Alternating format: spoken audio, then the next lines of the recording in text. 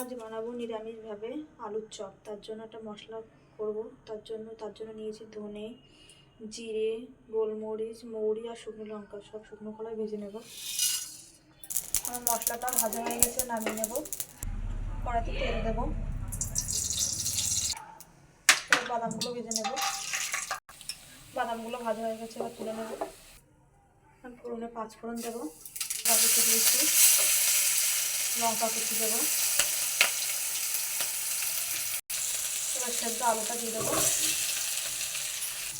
আলুগুলো একটু খুন্তি দিয়ে ভেঙে নেব। এবার হলুদ গুঁড়ো দেবো, এবার লবণ দেবো, অল্প একটু চিনি দেবো। ভেজে রাখা বাদামগুলো দিয়ে দেবো। এবার গুঁড়ো করা মশলাগুলো দিয়ে দেবো। আমার আলুর পুরটা হয়ে গেছে, এবার নামিয়ে নেব। এবার বেসনের গুঁড়া করার জন্য কালো জিরে দিয়ে দেবো, লঙ্কার গুঁড়ো, হলুদ গুঁড়ো দিয়ে দেবো, লবণ দেবো, অল্প একটু খাওয়ার সোডা দেবো। এগুলো সব মিশিয়ে নেব, জল দেবো।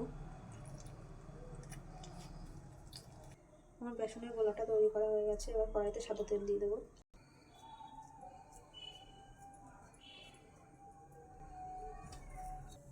চপগুলো সব তৈরি করা হয়ে গেছে, এবার তেলে ভেজে নেব। এবার চপগুলো সব ভেজে নেব। চপ ভাজা হয়ে গেছে, এবার তুলে নেব।